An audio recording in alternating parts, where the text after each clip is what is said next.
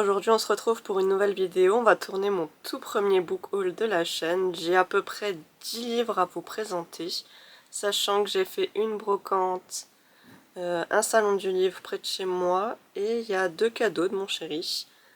On commence avec le tout premier livre qui est Le Cri-Soleil de Siècle Velban. Je sais pas si je le dis bien, je suis désolée. On est ici sur l'autrice de Plein Ciel, que j'ai donc rencontrée dans le salon, qui était juste adorable. J'ai pas spécialement lu le résumé, j'ai pas spécialement envie de le lire, j'ai envie de partir en totale découverte dans ce livre. Il y a aussi des illustrations dedans.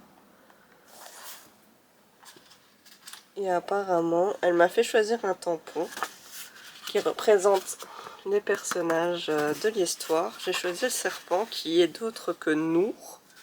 On verra bien. Franchement, j'ai hâte. Et en plus, franchement, il a un chasse-page trop canon. Pile poil dans mes couleurs. J'aime beaucoup. Ensuite, le deuxième livre, j'ai pu rencontrer Victor Dixon, où je lui ai pris le tome 2 de Agence Perdido, qui là s'appelle Le Musée Effacé. Alors, on est dans les teintes violettes pour cette fois. Apparemment, il est plus sombre que le premier. Il m'a gentiment dit qu'on allait être du côté des marais, de la Floride. Donc, possiblement le bayou avec des alligators. Ah, j'espère que les croque-mitaines seront autant effrayants que les alligators, vu que c'est une de mes phobies. On verra bien. Troisième livre où j'ai pu rencontrer l'autrice, Peau d'âme de Aude Zwegelmeyer. Je suis désolée, j'ai du mal avec les noms comme ça. J'ai pris décidément que des autrices à nom imprononçable pour moi.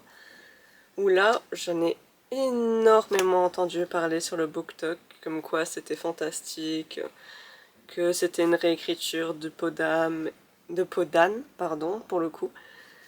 Et ça m'a vraiment donné envie de le lire, sachant que le tome 2 est sorti il n'y a pas longtemps, ou il va sortir, il me semble qu'il est sorti.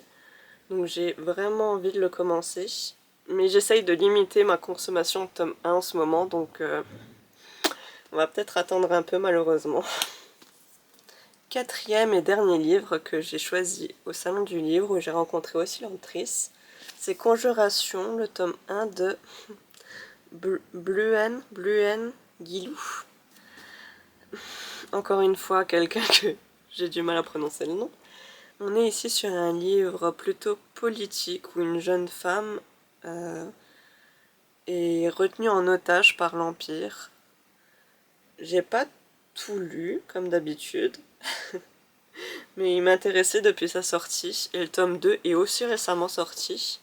Et pour le coup, lui, c'est une duologie, donc ça m'arrange plutôt bien, vu que j'ai quand même quelques longues sagas en cours. Elle aussi, elle a mis un petit tampon. Dans l'ensemble, ils étaient tous trop mignons, hein. Franchement, même pas dans l'ensemble, tous ils étaient trop mignons. J'ai quand même une petite préférence pour l'autrice de Plein Ciel qui était adorable. Ensuite, on part sur les 2 cadeaux de mon chéri, qui a choisi de me faire avancer dans mes sagas.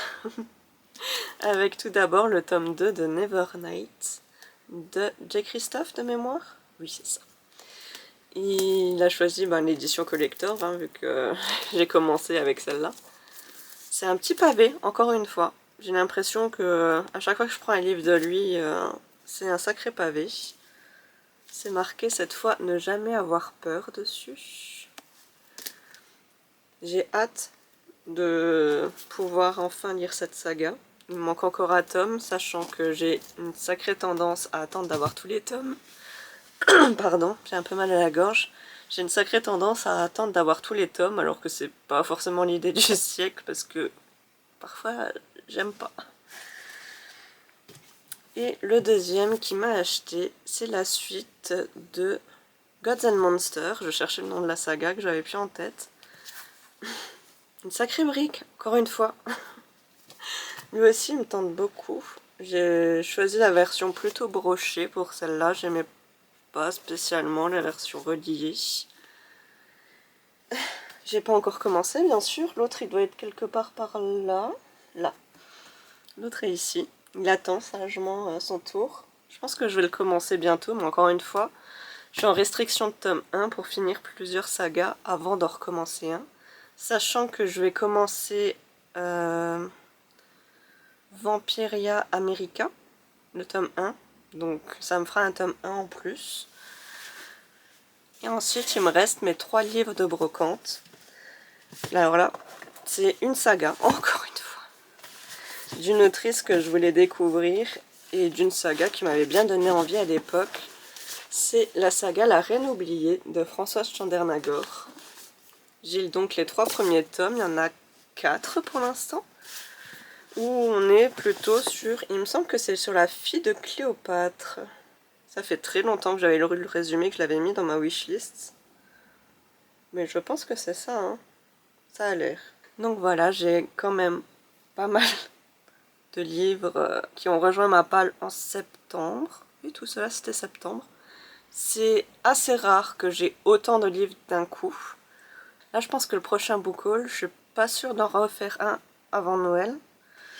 Parce que j'aurais tout simplement pas acheté assez de livres, normalement.